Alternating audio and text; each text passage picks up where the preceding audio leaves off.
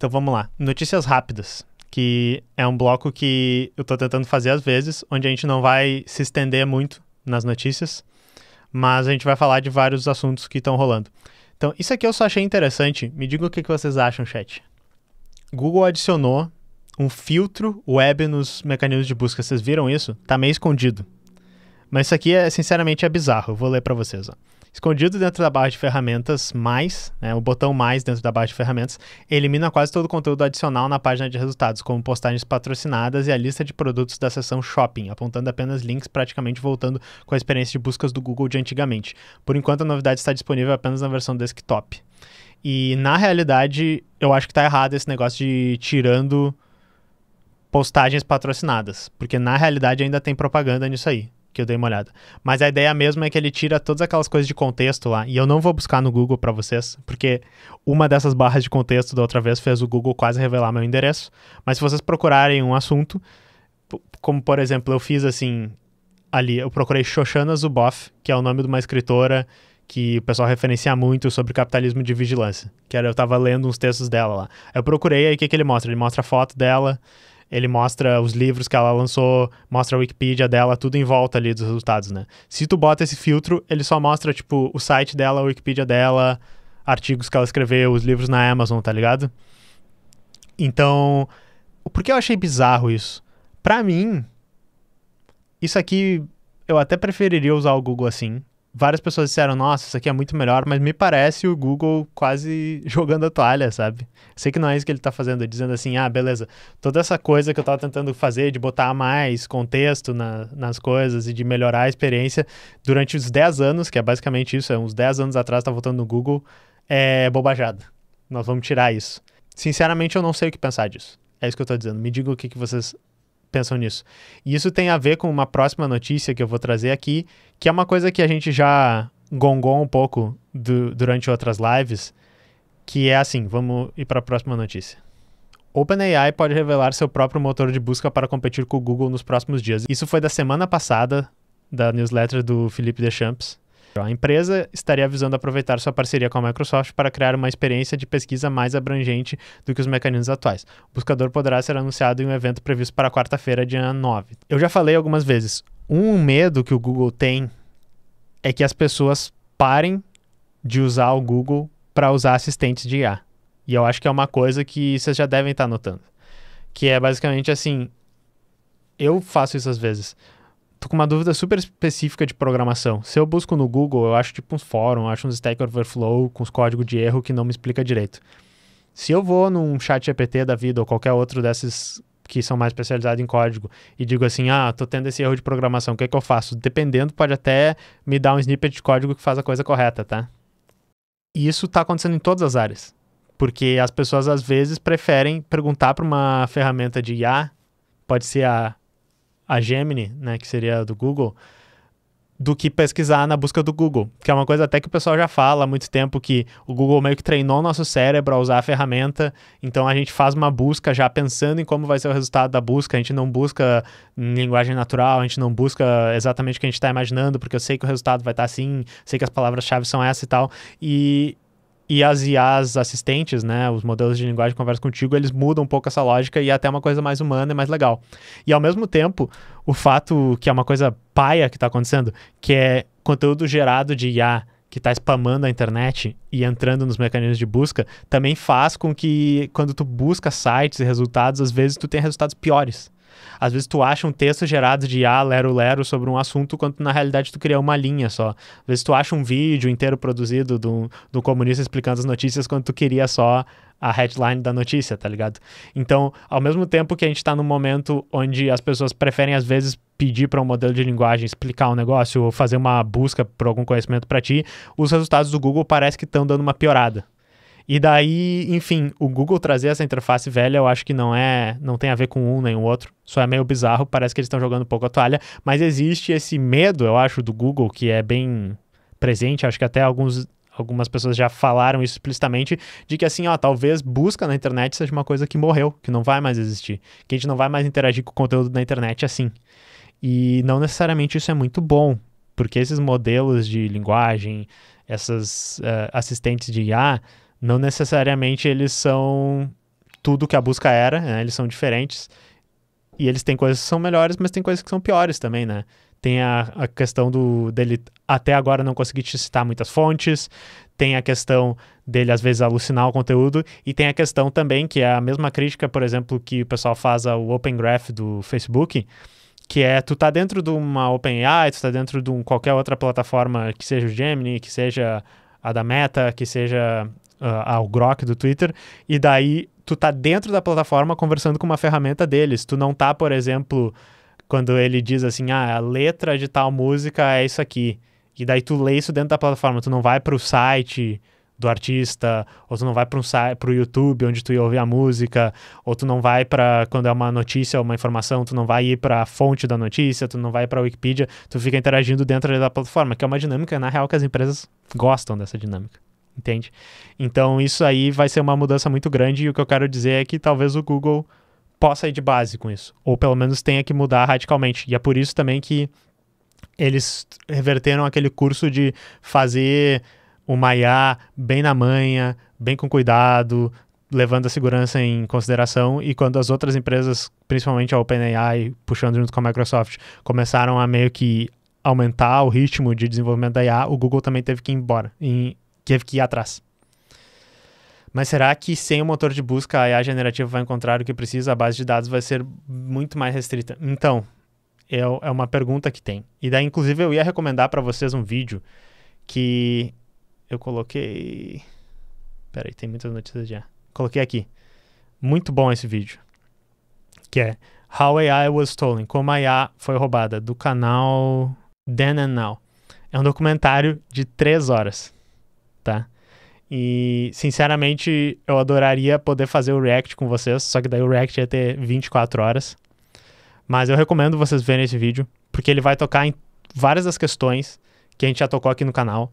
Sinceramente, quem acompanha o canal Teclas há pelo menos uns 6 meses... inclusive, o canal faz 1 ano que a gente abriu no YouTube ele hoje, sabia? O YouTube falou aí, hoje é o aniversário, eu tinha esquecido desse fato. Quem acompanha o canal Teclas, se vocês forem, por exemplo, na playlist de IA e verem todos os vídeos, eu dou certeza pra vocês que tudo que ele falou aqui, eu falei. Claro, eu só segui as notícias de IA, mas todos os assuntos que ele cita aqui, a gente esmiuçou eles um pouquinho em live. E daí vocês podem assistir umas 5 horas de um cara meio incoerente falando uma coisa estranha e metendo comunismo no meio, ou vocês podem ver um documentário de 3 horas super bem pesquisado com um valor de produção super alto. Fica a escolha para vocês, mas realmente esse vídeo aqui é muito bom.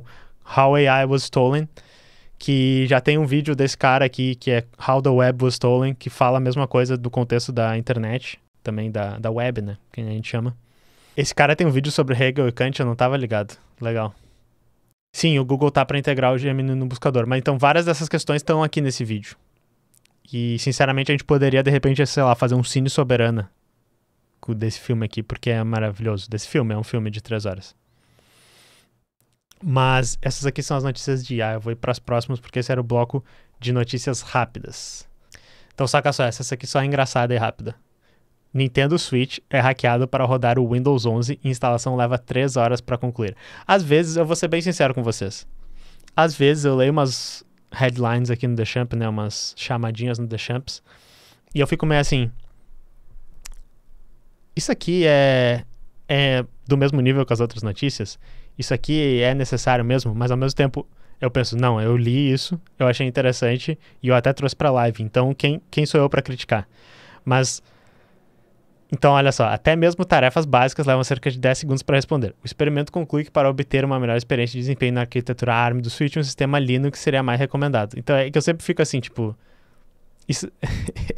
eu acho bizarro o formato que eles davam. É a mesma coisa que a notícia da engenheira que tinha 7.000 abas no Firefox. Tipo... Eu acho que o que me pega é o tom... É o tom de notícia... É o tom professoral, sei lá, não é professoral, profissional que ele dá dessas notícias, e daí é literalmente um shitpost. E daí aqui, eu digo que é um shitpost porque ó, o cara instalou aqui, quem não sabe, o Nintendo Switch é um computador, é um processador da arquitetura ARM, e como tem o Windows para ARM, ele conseguiu instalar, usando o Nintendo Switch hackeado, né? Que eu não sei se vocês estão ligados, tem os métodos para... Eu ia dizer desbloquear, mas não é isso. Tem os métodos para tu rodar software não assinado pela Nintendo no Switch, ou seja, tu poder rodar qualquer programinha lá, e daí tu pode até instalar um programa que carrega daí depois outros programinhas e tal, e daí vocês podem, se quiserem, instalar Linux, vocês podem instalar Homebrew, né, que é programas feitos por outras pessoas, ou vocês podem, se vocês quiserem, instalar o Windows XP, daí tem um vídeo aqui do cara rodando Windows XP. O Windows XP seria bom, mas o Windows 11, né? Esse foi o problema, ele devia ter instalado o Windows 11, Windows XP.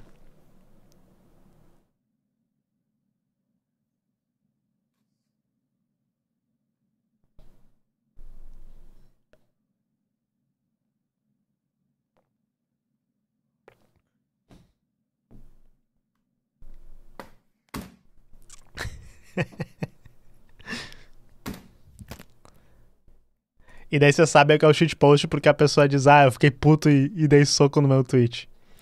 Instalar SteamOS seria legal. Mas daí, claro, isso é uma coisa que, não sei se você tá ligado, dá pra tu, por exemplo, rodar Linux no teu Play 4. No Play 5 eu não sei. Teve uma época que o Play 4 tinha até oficial rodar o Linux, né? E daí a Sony bloqueou isso. Mas se tu desbloqueia o Play 4, tu pode rodar Linux. E daí rodando Linux lá, tu pode instalar Steam. E daí tu fica assim, vou poder rodar jogos da Steam no meu Play 4, só que eles têm que ter a mesma arquitetura que eu acho que é a ARM, é isso?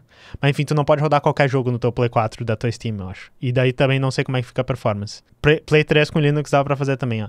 Então, algumas pessoas estavam perguntando, isso é a versão ARM 64 bits do Windows com KVM enabled. E daí eu não sei com o KVM habilitado. Então eu não sei se isso quer dizer que ele tá rodando tipo numa máquina virtual aqui. Eu sou meio burro com essas coisas. Mas enfim, eu não estudei como é que tu faz pra rodar, mas rodou. Acho que é isso aí.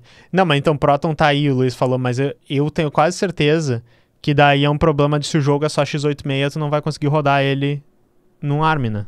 Talvez tenha alguma maneira dele fazer uma emulação, converter, mas daí eu sou burro mesmo. Mas eu tenho quase certeza que não. Não é questão do sistema operacional, não é questão das bibliotecas, é questão da arquitetura que o jogo tá compilado. Consegue sim, o Pompo tá falando, então eu sou burro só. Mas fica aí a dica, então. Fica aí a dica pra vocês. Eu não sei como é que fica a performance.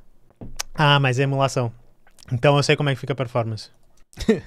O Windows 11 rodando uma máquina virtual no Switch, que nojo. O cara do vídeo achou isso também, por isso que ele deu soco. Vamos pra próxima. Essa aqui eu só vou citar, tá bom? Porque assim, tem outra coisa que aconteceu hoje. O Ian fez uma live com o Felipe Leão, 2 membros da Soberana fortíssimos, falando sobre a nova PL da plataforma de streaming, que é a PL que vai prever uma taxa das plataformas de streamings e uma cota de conteúdo nacional, sendo que essa taxa pode ser usada para desenvolver conteúdo nacional ou para licenciar conteúdo nacional nas plataformas de streaming, tá?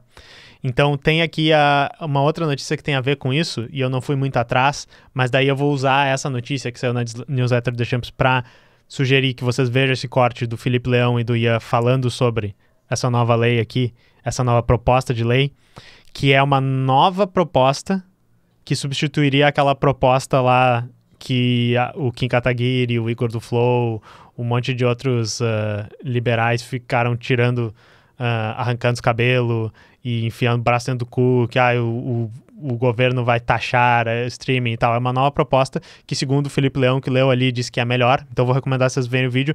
Mas isso aqui é outra coisa que tem a ver com isso, que olha só, governo está lançar plataforma própria e gratuita de streaming focada em filmes e séries nacionais no segundo semestre. A iniciativa busca facilitar o acesso a produções brasileiras, incluindo as que não são disponibilizadas em serviços pagos, e promover sua exibição nas escolas. O serviço ainda não teve seu nome revelado. E daí, o que eu acho interessante disso, pensem que a gente estava falando sobre a pirataria. O problema, às vezes, não é só o acesso. Embora seja. Filme antigo, pode ser que seja o acesso. Embora às vezes seja, é o que eu quero dizer. Filme antigo, um filme que não tem a versão, sei lá, por exemplo, Star Wars, Ameaça Fantasma, sem o Yoda de CG. Onde é que tem essa versão? Tu tem que piratear. Tu tem que ter um DVD antigo, por exemplo. Tem isso, mas outro problema é o quê? É o financiamento dessas iniciativas, desses filmes, desse material, para que, tipo, se eu quero ser um artista que tá fazendo o filme brasileiro, de onde que eu vou tirar a grana disso? E isso é uma coisa que o Estado tem que fazer. Inclusive, dentro do capitalismo, pô, as economias capitalistas que mandam muito bem nisso, por exemplo, a da Coreia do Sul, e eles inclusive têm um soft power imenso das novelinhas que eles fazem, das músicas que eles fazem, com investimento estatal pesado. Então isso aqui é interessante pensar e depois ver como é que vai ser quando lançar e olhar, que é basicamente assim, pô, isso é uma coisa que vale a pena o governo colocar. Porque lembrem do vídeo lá da internet é uma merda que a gente viu do Ishwar, que ele tava falando sobre como todos os serviços de streaming agora, cada um tem um filme que tu quer ver, todos eles estão cobrando cada vez mais caro, todos eles estão metendo a faca no plano que não tem propaganda, esse tipo de coisa assim. De repente, se o governo pegar e disser assim, competir no mercado e disser, não, essa plataforma aqui a gente vai financiar algumas produções e vai ter... Isso seria interessante. Será que vai dar certo? Não sei. Mas eu acho que eu gosto. E é por isso que eu cito o que eu falei sobre a pirataria lá em cima, que o importante não é só o acesso, o importante não é só... eu posso ver os filmes que eu quero, também tem o todo outro lado que é, mas a gente vai financiar os artistas, a gente vai financiar a arte, ou a gente vai ficar só jogando jogo AAA que a gente pirateia e essas empresas continuam ricas e os grandes estúdios de filme continuam ricos, mesmo que tu pirateie o filme e a gente não vai ver filme do teu país, filme produzido por pessoas que trabalham ali perto de ti e tal. Então eu acho que isso é a parte interessante de ver sobre isso, mas como a plataforma vai ser lançada ainda e não tem nem nome, nós temos que trazer mais tarde e vejam o vídeo do Felipe Leão e do Ian falando, tá? Então é isso que eu achei importante trazer. Isso aqui é só pra dizer que a gente tá sempre citando isso na live. Mas assim, relatório indica que humanos e bots já compartilham a internet de maneira igual, reforçando a teoria da internet morta. Que inclusive tem um vídeo do Felipe Luz? Não, como é que é o nome do cara? Um outro cabeludinho na internet aí, que se chama, né, a teoria da internet morta. Já me recomendaram ver, eu não vi ainda. Mas, em resumo, né, vou ler aqui. O estudo indica que grande parte do conteúdo online é gerado automaticamente e que o número de pessoas na web está diminuindo em comparação com as contas de robôs. No ano passado, 49,6% do tráfego da internet veio de postagens automatizadas. E, de novo, a informação é do Slashdot, mas o Slashdot é um agregador de notícias. Então, na realidade, deixamos tu tinha que dar a fonte de onde veio a notícia, a não ser que seja um comentário no Slashdot. Que eu gosto que ele dê a fonte, porque às vezes a gente vai atrás para ler, né? A minha análise, que é a análise que eu sempre faço, é assim, né? Pô, isso é culpa do capitalismo, mas a gente explica. Que é basicamente assim, para que a internet existe hoje? Ela existe para servir as necessidades humanas? Ou ela existe para reproduzir capital? A resposta do comunista aqui, ela existe para reproduzir capital. As plataformas que elas existem para transformar os nossos dados em mercadoria. Elas existem para gerar dinheiro para os donos dessas empresas. Então, quando as big techs, elas têm esse hype da IA generativa, elas têm essa sanha de coletar todos os dados teus para te fazer tracking, mas também para gerar modelos baseados nesses dados, obviamente a internet começa a ser moldada cada vez mais baseada nisso, e que nem eu disse antes, cada vez mais até com conteúdo gerado por IAs generativas. Então não é surpresa que a internet está cada vez mais virando um espaço onde não é nem as pessoas que estão interagindo, são bots, programinhas scraping e tal, fazendo outras coisas. Eu não vejo muita saída para melhorar essa situação que não seja a gente humanizar mais a internet. E daí notem que eu não tô falando humanizar como uma coisa meio assim hippie e tipo, vamos ver o lado mais humano das coisas, vamos nos amar, tocar na grama. Eu tô falando assim, pô, pra que a internet serve? Hoje ela serve para reproduzir o capital. Ela tem que servir as pessoas. Como é que a gente pode fazer ela servir melhor as pessoas? Vamos pensar isso aqui, isso aqui, isso aqui. Eu acho que a gente vai conseguir desenvolver mais isso quando a gente começar a ir mais na direção de uma internet não capitalista.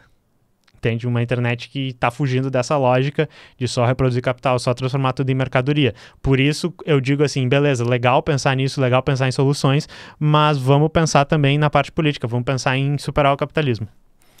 Basicamente isso que eu queria trazer quanto a isso. E é por isso que às vezes também vou fazer outra crítica. Eu adoro criticar todo mundo. Um dia alguém vai fazer uma crítica dizendo expose do canal Teclas. Ele adora criticar todo mundo, mas várias pessoas ficam assim, olha gente, a gente tem que substituir o Facebook pelo Mastodon. diáspora, né? O Twitter pelo Mastodon, o Reddit pelo Lemmy. E, tipo, beleza, isso é legal, mas é que a gente tem que pensar essas plataformas num contexto anticapitalista. Elas não são só substitutos para fazer a mesma coisa que o Facebook. Elas não são só que o Twitter, né? Elas têm que pensar, assim, como isso se encaixa num mundo onde a gente não vai reproduzir exatamente a mesma dinâmica da internet. E isso é difícil pra caralho. Isso é o dilema da Mozilla, que eu falo naquele vídeo lá, que é tipo assim, o objetivo deles é criar a internet livre para todos. Como? Fazendo navegador de internet? Não, né? Inclusive saiu uma notícia aí que eu não trouxe, porque até quero ler melhor, que é tipo a Mozilla disse, para melhorar as nossas experiências de usuário, a gente vai começar a fazer um tracking dos dados para sugerir buscas e sugerir coisas, e vai ser totalmente privado e anonimizado e tal. Mas daí eu fico pensando, interessante, mas tipo, isso não é a Mozilla caindo na lógica do resto das outras plataformas que dizem assim, não, a solução para fazer uma internet melhor para os usuários é coletar mais dados, é fazer não sei o quê. Não tô nem dizendo que eles não vão ter privacidade ou que isso importa. Eu tô dizendo que, assim, a gente tá olhando por uma lente capitalista. A gente tá tentando melhorar a internet, às vezes, por uma lente capitalista. E, às vezes, para tirar essa lente, a gente vai perceber que não é uma lente, que é tipo um vidro que a gente tá dentro, tá ligado? E, às vezes, a gente tem que pensar em sair dentro desse vidro. A gente é o Jimmy Bolha dentro de uma bolha e a gente tem que sair da bolha. E não só ficar fazendo uma bolha mais decoradinha, entenderam a minha analogia? Não gosto de analogia. Mas o que eu quero dizer, pessoal, estudem política e se radicalizem. Eu tenho mais uma. Vocês estão vendo que eu tô deixando muito conteúdo pra trás, né, pessoal? Isso aqui foi um anúncio enorme que a OpenAI fez. E até vou falar uma coisa pra vocês. Eu acho que eu tenho um viés que eu não entendo direito por quê, de trazer mais notícias de IA da OpenAI. Eu não sei se é porque a gente encontra mais notícias das ferramentas deles na internet, porque eles têm um hype, um marketing muito grande, ou porque, sei lá, por algum motivo eu tenho um viés que eu vou olhar assim, porque às vezes tem notícia, o Gemini fez tal coisa. A gente trouxe lá que o Gemini fez o teste que era meio fake. Às vezes tem, o Grok do Twitter, mas eu sinto que eu trago muita coisa do OpenAI. Mas o que eu acho é que eles são muito fera no marketing. E essa notícia aqui é bem impressionante. Então eu não vou mostrar para vocês o que é, mas em resumo, eles estão demonstrando o que eu já falei várias vezes para vocês aqui na live, que são modelos multimodais. Ou falando em humano para vocês. Modelos que processam outras coisas além de texto junto. Então o que eles estão apresentando aqui são modelos que processam e geram áudio, ou seja, tu conversa com o modelo, e modelos que processam e geram imagens, ou seja, ele pode ver a tua câmera e interagir com isso.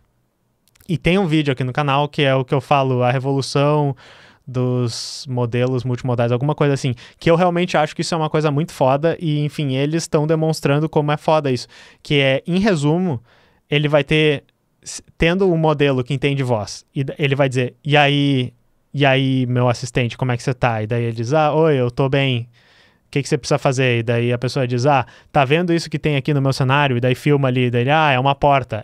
Pois é, a porta tô precisando pintar ela, que cor você acha que ia ser? E daí o modelo, acho que a cor que você ia pintar é mais ou menos assim. Esses são os demos que eles estão mostrando. E se vocês vierem aqui no chat, vocês vão ver vários demos aqui. E que nem eu digo, assim, algumas pessoas dizem, AI é tudo bullshit, os demos são tudo mentira. Eu não tenho muito por que acreditar que esses demos sejam mentira, talvez sejam exagerados, sejam não sei o quê, mas, tipo, eles estão usando coisas que parecem fazer sentido. Esse aqui que ele faz duas IAs iguais conversarem e elas ficam descrevendo as cenas e conversando, esse aqui é bem louco. Então, e daí, claro, o GPT não é 40, o pessoal falou ali, é o GPT-4o, eles estão chamando de Omni porque ele faz as outras coisas. Isso aqui é bem interessante e, enfim, eu não sou uma pessoa que, tipo, tem um ódio irracional das tecnologias de IA, mas eu recomendo muito que vocês vejam o vídeo que eu coloquei ali do How AI Was Stolen, porque esse vídeo faz uma crítica muito boa, inclusive uma crítica anticapitalista, porque ele cita trabalho, mês de produção, todas essas coisas. Não sei se o cara vai... Eu tô no meio do vídeo. Não sei se eventualmente ele vai dizer, não, pode crer que tem que ter uma revolução socialista aqui pra gente dar... Ou temos que ter o comunismo mundial pra dar bom às IAs. Mas parece que pelo menos ele curte essa ideia. Mas o que eu quero dizer... Peguem isso no contexto de tudo que as empresas de IA fizeram. Roubaram vários dados, eu digo que eles roubaram para treinar isso. São empresas que estão precarizando o trabalho das pessoas e provavelmente vão criar um futuro meio bizarro pra gente, mas essa ferramenta é meio impressionante. É basicamente o assistente do Tony Stark lá. Não sei se vocês estão ligados. O Luiz Nagato falou, acho que é meio exagerado, umas coisas tem umas risadinhas e pausas que eu achei natural demais, fiquei desconfiado. Exato, porque a assistente ali é literalmente o filme Her. Ela é toda assim, e aí, como é que você tá? Tá bonitão com essa jaqueta. E daí tipo, não, tá zoando que o modelo fala assim. Mas o que eu fico pensando? Seria possível talvez ter um modelo literalmente treinado pra falar que nem uma pessoa agradável. Parece que uma IA puxa saco, assim. Mas parece muito essa questão dos assistentes de filme, assim. É meio assustador até. Linus Torvalds estaciona o carro no Neblon. E aí, petista, eu não sei quando que tu tava falando. Talvez quando tu tava falando que as notícias do Deschamps... Eu tava falando que as notícias do Deschamps às vezes são meio sem nexo. Parece muito bacana, Fábio. É isso que eu tô dizendo, parece. Então, assim, não tenho muito comentário sobre isso. Acho que a gente vai ver mais no futuro. Na realidade, a promessa que eu tenho pra falar sobre IA seria assim, ó. Nós temos que analisar, e talvez seja a última parte desse vídeo do cara que eu ainda não vi, tem tipo 1 hora faltando ainda, que é a parte que ele vai falar sobre as soluções que os tech bros, tipo o Sam Altman, o Jeff Bezos, o Elon Musk, têm para uma sociedade onde, por exemplo, a gente substituiria um monte de empregos por IA, onde a gente aprofundaria mais as capacidades da IA, como eles dizem, em que ela poderia fazer coisas impressionantes e seria um assistente perfeito e tal. Como o mundo seria e como eles iriam prevenir, por exemplo, que o mundo virasse essa coisa pessimista que às vezes eu trago para vocês aqui que a IA poderia gerar. E tem um texto muito bom do Sam Altman, bom por ele ser bem explicadinho o plano que o pessoal liberal tem, que é basicamente uma renda sem limites para todo mundo, porque a IA vai transformar tudo em muito fácil de produzir, o que eu acho que é uma solução meio socialista, utópica, bizarra, que nunca vai funcionar. Mas o texto é bom exatamente para a gente fazer a crítica disso, e isso fica a minha promessa de trazer isso algum dia. Não vou desenvolver muito, porque, que nem eu disse, às vezes eu desenvolvo demais a coisa e falo merda, não sei explicar. Qual distro que eu uso? Linux Mint. Eu tinha que ter uma maneira de colocar aqui sempre, assim, Linux Mint, e o nome dessa ferramenta aqui é Nextcloud. Vocês podem usar o Nextcloud. Queria ouvir tu falar das IA Open, Free e Local. Eu tô estudando mais sobre isso, Pombo Nielsen, porque eu quero rodar várias no meu computador, eu ainda não tenho um setup muito legal disso, e eu até ia trazer um pouco sobre isso numa coisa que eu não consegui falar hoje, que é a questão das IAs da Apple, que eles fizeram. Uso o OBS, sim. Mas é isso aí, povo. Eu preciso ir. Muito, muito obrigado. Outra coisa. Aqui embaixo nós temos as doações pro Rio Grande do Sul, tá? Então deixa eu colocar pra vocês rapidinho, ó. Quem quiser ajudar as Cozinhas Solidárias da MTST, a CUFA, MST ou o Movimento Olga e o MLB, nós temos os Pix aqui embaixo. O pessoal que tá na linha de frente da ajuda do pessoal que tá afetado aqui no Rio Grande do Sul, sim, informem nos correios que vocês podem fazer doações de fora do estado, de água, de comida, de agasalhos. Ficou frio esses dias, é extremamente sério a situação do frio agora com as pessoas que estão abrigadas, tá? Os abrigos de animais, que os animais estão passando frio lá, as pessoas que... Então a situação tá precária aqui. Então se vocês puderem ajudar, ajudem. Então, falou. Nos vemos na próxima.